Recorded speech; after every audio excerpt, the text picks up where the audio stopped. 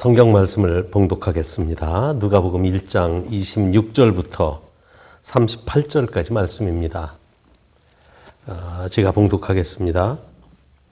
여섯째 달에 천사 가브리엘이 하나님의 보내심을 받아 갈릴리 나사렛이란 동네에 가서 다윗의 자손 요셉이라 하는 사람과 약혼한 처녀에게 이르니 그 처녀의 이름은 마리아라.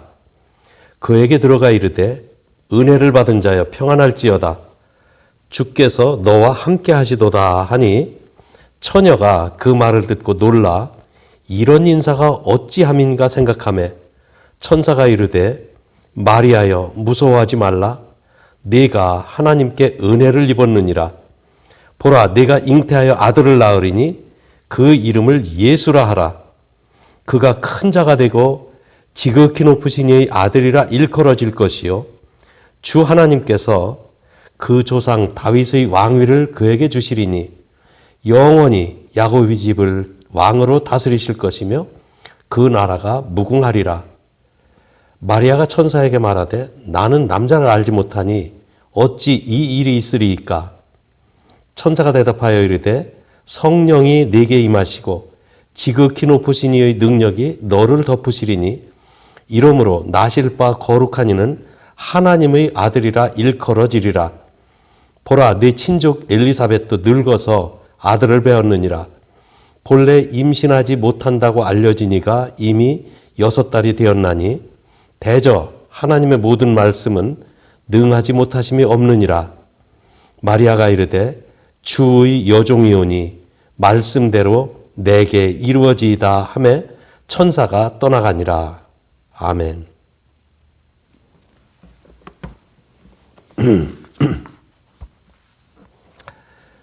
하나님의 독생자 예수 그리스도께서 이 땅에 오신 성탄절이 이제 2주일도 채 남지 않았습니다. 본문의 말씀은 천사가 마리아에게 처음으로 예수님을 잉태할 것을 알려주시는 그런 말씀입니다. 오늘은 마리아에게 잉태된 예수님과 또 하나님의 뜻이 이루어지기 위해서 마리아를 사용하신 마리아의 순종이 필요했던 그 두 가지에 좀 관점을 맞추고 이 말씀을 나누도록 하겠습니다. 첫째, 이 마리아에게 잉태된 예수님에 대해서입니다. 이 예수님은 하나님께서는 이 하나님의 아들 독생자 예수 그리스도를 마리아를 통해서 이 땅에 보내십니다. 첫째, 마리아를 찾아온 천사 가브리엘에 대해서 생각해 봅시다. 예수님의 탄생 계획은 태초부터 있었던 하나님의 계획입니다. 하나님의 독생자 예수님은 하나님께서 천지를 창조하시기 전부터 하나님과 함께 계셨습니다.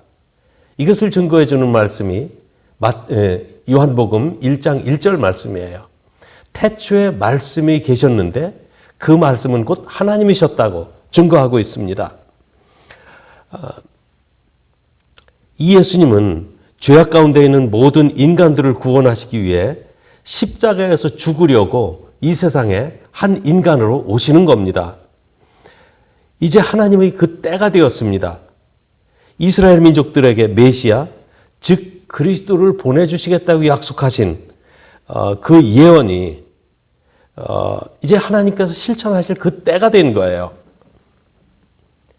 하나님은 천사 가브리엘을 부르시고 그 계획을 말씀하십니다. 너는 유대 땅 나사렛 마을에 살고 있는 마리아라고 하는 이 처녀를 찾아가거라. 마리아는 요셉이라는 청년과 약혼한 사이인데 가서 너는 세상에서 가장 큰 복을 받은 사람이라고 전하고 하나님의 독생자가 너에게 잉태되어 한 인간으로 태어나실 것이라고 그에게 알려주어라. 사실 하나님은 마리아의 태를 사용하실 수 있는 권한이 있습니다. 그래서 천사가 이렇게 질문합니다. 전능하신 하나님, 처녀가 아이를 낳는다는 것은 인간 세상에 있어서 참 곤란한 일인데 마리아가 순순히 받아들일까요? 받아들일 것이다. 나는 마리아가 나의 뜻을 받아들이고 자기 몸을 사용하게 내줄 것을 믿는다. 아마 이것은 제가 상상해보는 가능한 추리입니다. 그래서 천사 가브리엘은 하나님의 명령대로 이제 마리아의 집으로 찾아오셨어요. 두 번째는 이 소식을 듣고 당황하는 마리아의 모습을 생각해 보기 원합니다. 천사가 찾아온 그 시간은 마리아가 혼자 집에 있을 때였습니다. 그때 마리아는 요셉이라고 하는 남자와 약혼한 사이였어요. 유대인들은 약혼하면 법적으로 이제 부부로 등록이 됩니다.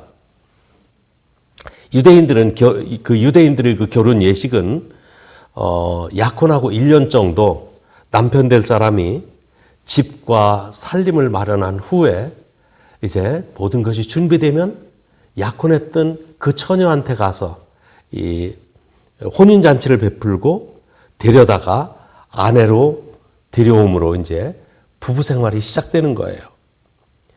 그래서 신랑이 집과 살림을 마련하는 그 1년 동안 여자는 자기 몸과 모든 행실을 단정하게 하면서 이제 신랑을 맞이하기 위해 또 앞으로의 살림을 위해서 살림을 배우고 여러 가지 가사를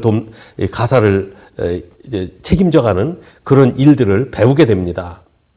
아마도 마리아는 요셉과 결혼할 것을 생각하면서 행복한 가정생활을 꿈꾸고 준비하고 있었을 거예요. 당연한 일입니다. 근데 그러던 어느 날 갑자기 방에 환한 빛이 비치더니 천사 가브리엘이 나타나서 은혜를 받은 자여 평안할지어다. 이렇게 마리아에게 인사를 하거든요. 마리아는 깜짝 놀랍니다. 아니 이게 웬일인가? 이게 어째 이런 일이 있을 수 있는가? 천사가 안심시켜요. 마리아야 무서워하지 말라. 네가 하나님께 은혜를 크게 받았느니라. 네가 잉태하여 아들을 낳을 것인데 그 이름을 예수라 하라. 그는 위대한 분이시다. 그리고 지극히 높으신 하나님의 아들이라고 불려질 것이다. 그분은 또한 온 세상을 다스릴 왕이 될 것이다. 마리아는 당황합니다. 내가 남자를 알지 못합니다. 어떻게 내가 아이를 낳을 수 있을까요? 아무리 믿음이 좋은 여자라 할지라도 약혼한 남편이 있는 여자가 처녀로 잉태한다면 좋아서 반가워할 사람은 없을 것입니다. 아마도 갑자기 나타난 천사 때문에 마리아가 굉장히 당황했을 것이고 또한 아직 결혼도 하지 않은 여자가 임신했다는 말을 듣기를 원치 않았을 거예요. 그러나 천사는 계속해서 마리아를 설득합니다. 성령이 네게 임하시고 하나님의 능력이 너를 덮으시리니 하나님의 말씀은 능하지 못하심이 없느니라. 이 말씀에 마리아는 주의 여종이오니 말씀대로 내게 이루어지이다 하면서 하나님의 말씀을 그대로 수용합니다. 이제 마리아가 고백한 주의 여종이오니 이 말씀에 대해 좀 생각해 보기를 원합니다. 이 말씀 속에는 단순한 나는 이제 하나님과 나와는 종과 주인의 관계다. 이런 단순한 관계를 넘어서 깊은 의미가 있습니다. 주인은 종의 모든 것을 다 사용하실 수가 있어요. 마리아는 주님께 그런 권한이 있다는 것을 고백하는 겁니다. 옛날 이 아브라함 시대에 아브라함 아내 사라에게는 여종 하갈이라고 하는 여종이 있었어요. 근데 이 여종은 물론 기본적으로는 밥하는 거 시키고 살림살이 시키고 집안 청소시키고 빨래 시키고 여러 가지 일들을 하기 위해서 데리고 다니지만 옛날에는 여종이 하는 또 중요한 일 하나가 있었어요. 그게 뭐냐면 옛날에는 자식을 많이 갖는 것을 축복으로 여겼거든요. 그래서 이 여주인이 늙었는데 자식을 더 많이 갖고 싶어요. 그러면 여종을 시켜서 네가 가서 내 애들을 좀 낳아야 되겠다. 자기 남편하고 동침시킵니다. 그래서 자식을 이렇게 더 낳게 하는데 여종은 그 일까지 해야 되는 거예요. 아브라함의 아내 사라는 76세가 되도록 아이가 없었습니다. 사라는 이때 하갈을 부릅니다. 하갈아, 내가 아이를 낳지 못하니 내 대신 아이를 낳아다오. 그래서 여주인이 낳지 못하는 아이를 주인의 남편과 동침해서 여주인에게 아이를 낳아줍니다. 주인은 여종의 노력만 소유하는 것이 아닙니다. 여종의 손과 발은 물론 심지어 아이를 낳는 태까지도 여주인이 소유하는 거예요. 이것이 여종이라는 말 속에 포함된 말입니다. 이 여종이 아이를 낳으면 그 아이는 종의 것이 소유가 아니라, 종에게 속하 있는 자식이 아니라 이제 여주인의 자식이 되는 겁니다. 이것이 여종이 차지했던 위치예요. 마리아는 천사 가브리엘에게 나는 주 여종이오니 말씀대로 내게 이루어지이다, 이렇게 대답해요. 이 말은 나는 아무 권리도 없는 주님의 여종입니다. 내가 신랑 될 사람과 약혼한 사이지만 나의 참 주인은 하나님이시니까 하나님 사용하고 싶은 대로 저를 사용하십시오. 마음껏 사용하십시오. 자기 자신을 드리는 헌신인 거예요. 이 말은 하나님 앞에서 자신의 신분을 그대로 인정하고 고백하는 신앙의 고백입니다. 여러분, 마리아가 참으로 복받은 여자입니까? 그렇습니다. 복을 받으려면요, 이 세상에서 다 쓰면 없어질 그런 복 말고 영원하신 하나님이 인정하시는 그런 복을 받으시기 바랍니다. 우리 주님 앞에 자신의 신분이 무엇인지 아는 사람이 복 있는 사람입니다. 내가 주님의 종인 것을 아는 그 사람이 복 있는 사람입니다. 뿐만 아니라 하나님 앞에서 자기 인생을 포기할 줄 아는 그 사람이 복 있는 사람입니다. 마리아의 이러한 순종으로 주님의 뜻이 이 땅에 이루어지게 되었어요. 세상 사람들을 구원하기 위한, 모든 죄악 가운데서 구원하여 영원한 생명을 주기 위한 하나님의 이 놀라운 계획이 마리아의 순종 때문에 이루어지게 되었다는 말입니다. 만약 마리아가 끝까지 하나님의 뜻을 거절했다면 우리 주님은 어떻게 이 세상에 오실 수 있었을까요?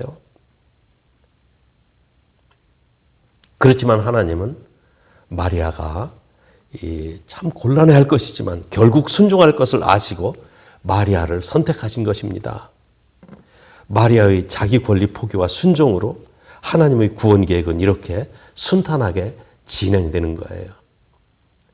자, 이제 두 번째로 좀 살펴볼 말씀은 순종을 통해서 이루어지는 하나님의 뜻을 생각해 보려고 합니다. 이 마리아의 순종을 통해서 우리는 구주 예수님의 성탄절을 맞이할 수가 있는 겁니다. 우리 주님이 세상에 오시는 길을 순종으로 열어놓은 마리아의 순종에 대해서 한번 생각해 보십시오. 하나님께서는 지금 이 시대에도 주님의 뜻을 이루기 위해서 교회를 사용하기 원하시고 여러분들을 사용하기를 원하신다는 점입니다. 우리는 어떻게 하면 주님의 뜻을 이루는 마리아와 같이 복된 성도가 될 수 있을까요? 첫째, 하나님의 요구를 그대로 받아들이시기를 바랍니다. 하나님이 요구하시는 것을 그대로 수용하시는 것이 하나님의 뜻을 이루어드리는 길입니다. 하나님은 우리에게 복을 주시려고 하나님의 일에 참여시키십니다. 이 하나님을 경험하는 삶이라고 한때 많은 교회에서 이걸 교재로도 쓰고 또 참고서로도 읽고 했던 중요한 책이에요. 헨리 블랙가비 목사님이 지은 책인데 헨리 블랙가비 목사님은 자기가 섬기던 페이스 침례교회가 이 대학 캠퍼스에 복음을 전하라는 하나님께서 요구하시는 것을 느끼기 시작했어요. 그래서 목사님과 온 교회 성도들은 우리가 캠퍼스 성경 공부를 한번 시작해보자. 그리고 기숙사에 있는 학생들을 모아 성경 공부반을 만들어 보려고 많이 노력했지만 1년 동안 이 그룹이 형성이 되질 않는 겁니다. 참 우리 같으면 그래도 할 만큼 해보았으니까 이건 하나님의 뜻이 아닌가 보다 하고 포기할 수도 있었는데 이거 분명히 하나님께서 그것을 원하신다는 확신이 있기 때문에 포기를 할 수 없었어요. 그래서 목사님은 그 대학생들을 모아놓고 하나님께서 어디서 일하고 계신지 그거 한번 찾아보자. 이 말은 무슨 뜻이냐면 우리가 일을 꾸며놓고 그 일에 하나님을 초청하는 것이 아니라 하나님이 일하고 계신 그곳을 알면 우리가 거기에 가면 하나님과 함께 일을 하고 하나님의 뜻을 이루어 드릴 것이라는 그런 확신 때문이었어요. 그래서 만약에 어떤 학생이 대학 캠퍼스에서 누군가가 우리에게 이 영적인 문제에 대해서 이 관심을 가지고 접근해 온다면 거기에 하나님의 뜻이 있는 줄 알고 관심을 두고 한번 이야기를 해보자. 만약 하나님이 그 사람을 통해서 일하기를 원하신다면 거기서부터 시작하자. 그러면서 자기네 학생들을 격려했습니다.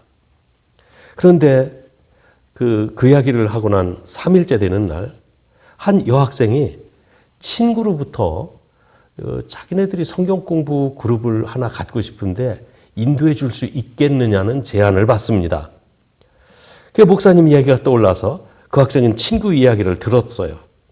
사실 그 친구는 2년 동안이나 같은 그 반에서 공부하던 학생인데 그냥 자기네들끼리 별 의미 없이 야 우리 한번 성경 공부해보자 그래가지고 모였답니다. 그런데 이 성경 공부를 하려고 보니까 성경 공부가 성경에 대해서 제대로 아는 사람이 없고 또 그중에서 구원의 확신이 있는 사람이 아무도 없는 거예요. 자기네들끼리만 모여가지고서는 성경 공부가 안 되겠다 싶어서 누군가 인도자를 하나 세우자 그런 얘기를 했던 겁니다. 그런데 마침 이 학생이 그 교회 페이스 침례교회 그 학생들이 뭔가 성경 공부 그룹을 만들려고 찾던 것이 생각이 났고 또 이 학생을 보니까 뭔가 신실한 그리스도인 같아 보여서 그것을 제안했다고 그럽니다. 힐리 목사님은 이것이 하나님의 부르심이구나 생각이 들어서 그 반을 목사님이 가서 직접 지도하기 시작했고 또 그렇게 출발한 성경 공부 그룹이 여자 기숙사에서 3개 클래스가 생겼답니다. 그리고 남자 클래스가 또 2개가 더 생기고요. 그렇게 해서 그 많은 학생들을 하나님 앞으로 인도할 수 있었다는 그런 이야기가 그 하나님을 경험하는 삶, 그 교재 속에 나옵니다. 하나님이 지금 우리 교회를 통해서 하시고자 하는 일이 무엇일까요? 무슨 일이든지 복음 전도에 필요한 일이라면 그것은 우리에게 주시는 사명인 줄 알고 마음문을 열고 받아들여야만 할 것입니다. 새 생명은요, 잉태를 통해서만 태어날 수가 있어요.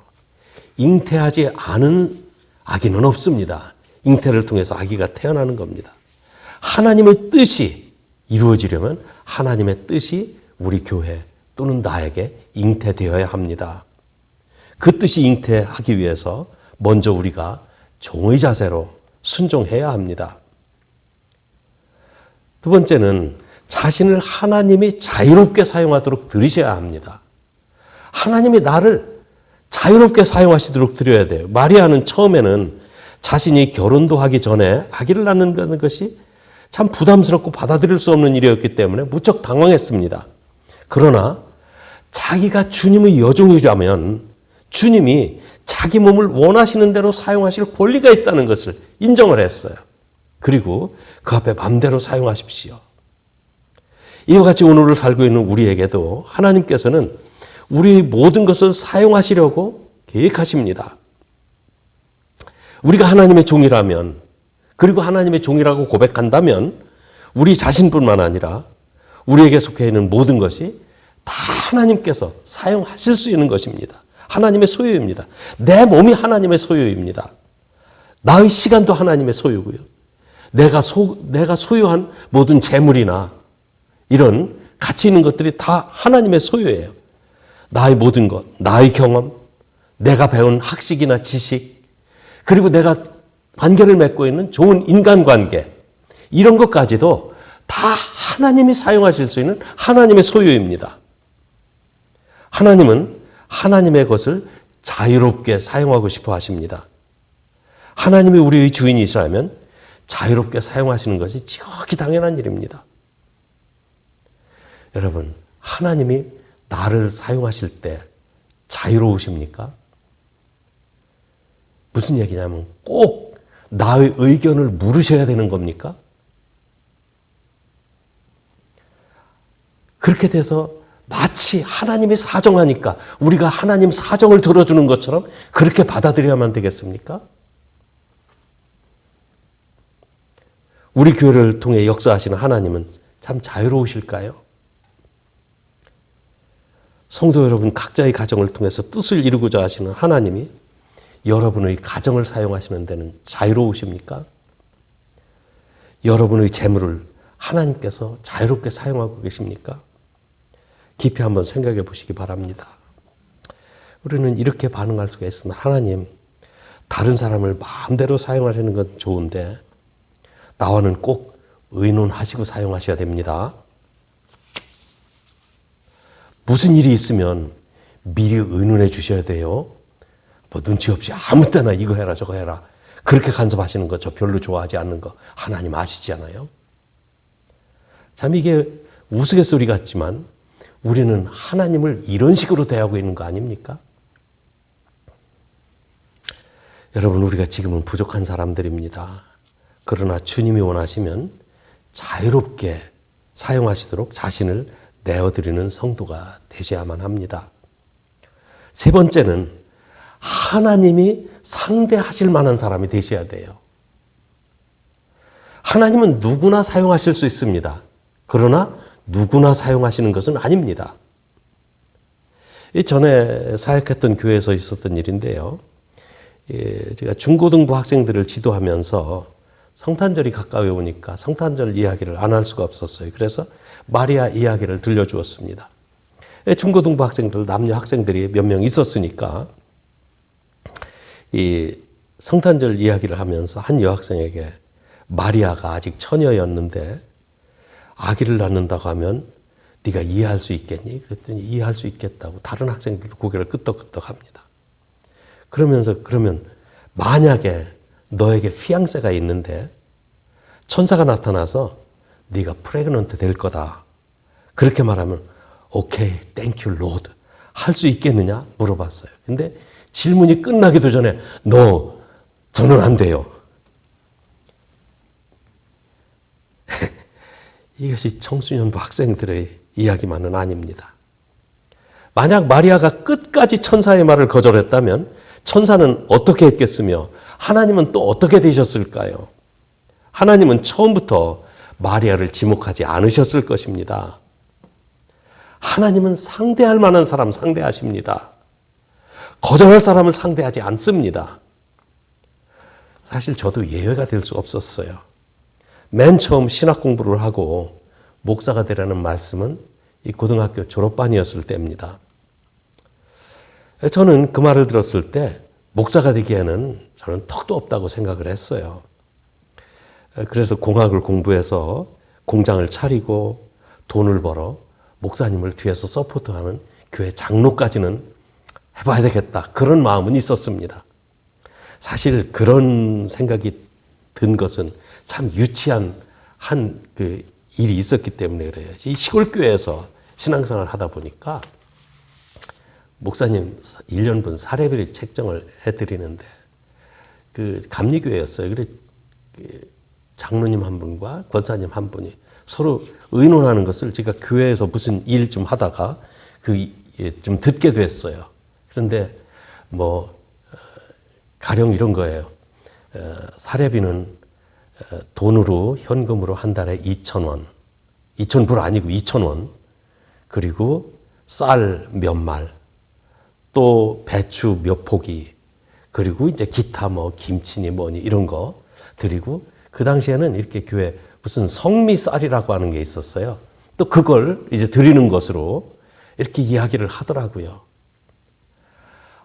내가 교회에서 목회를 하게 되면 저런 거 받고 일을 해야 돼. 솔직히 난 그게 너무 싫었어요. 그래서 그런 거 싫어서 차라리 돈을 벌어서 장로가 되어 그런 목사님들 좀 서포트 했으면 좋겠다. 그런 생각을 했었는데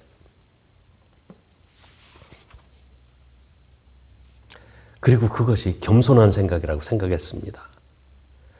그 후에도 사실은 여러 차례 기회가 있을 때마다 주변에서 신학 공부하라고 목회자가 됐으면 좋겠다는 권고를 여러 번 들었어요. 그런데 한 번 사양했던 일이고 한 번 마음먹었던 일이기 때문에 되돌리기가 싫었어요. 번번이 나는 아니다 그랬어요. 결국 목사가 됐어요. 이게 많은 분들이 그런 이야기를 합니다. 인생 경험이 많으니까 목회 많이 도움이 됐을 것이라고. 그런데 저는 그렇게 생각하지 않습니다. 즉각적인 순종을 대신할 인생의 경험은 없습니다.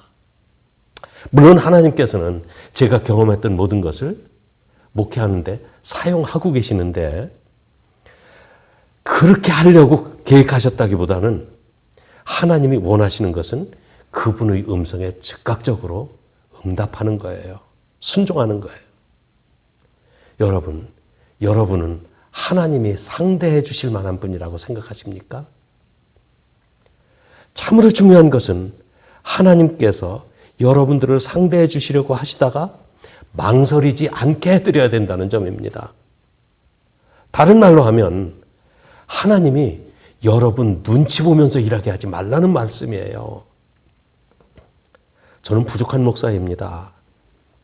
교회 일이 있을 때 어떤 분한테는 참 같이 일하기 위해서 좀 사정해가지고 억지로 이렇게 일을 하게 되는 경우가 더러 있어요. 그런가 하면 어떤 분은 이렇게 부탁하면 뭐 부족한 줄 알지만 금방 또 함께 일에 합류하는 분도 있습니다. 근데 만약에 그 다음에 다른 또 해야 될 일이 있을 때 저는 누구한테 가서 같이 일하자고 부탁할까요? 아무래도 편안한 사람 상대할 겁니다. 하나님께서도 편안하게 상대할 만한 사람을 상대하십니다. 마리아가 순종할 것을 아셨기 때문에 하나님은 마리아를 사용하신 거예요. 그와 같이 하나님께서는 마리아를 상대하셨습니다. 인간적으로 당황할 줄 알았지만 결국은 하나님의 뜻을 수용하고 하나님의 뜻을 잉태할 것을 아셨기 때문입니다. 오늘도 이 시간에 우리들의 마음속에 하나님의 뜻을 잉태시키시고 그 뜻이 놀라운 결과로 나타나기 위해서 우리에게 하나님이 요구하시는 것은 무엇입니까? 그것을 위해서 하나님께서 찾아오셨습니다. 우리 모두 주님이 상대하실 만한 순종하는 사람이 되도록 우리 자신을 주님께 드리시기를 바랍니다. 기도하겠습니다. 거룩하신 하나님, 예수님께서 하나님의 아들 예수님께서 이 땅에 오실 수 있었던 것은 마리아가 처녀로서 잉태하기를 받아들였기 때문에 예수님이 이 땅에 오실 수 있었습니다.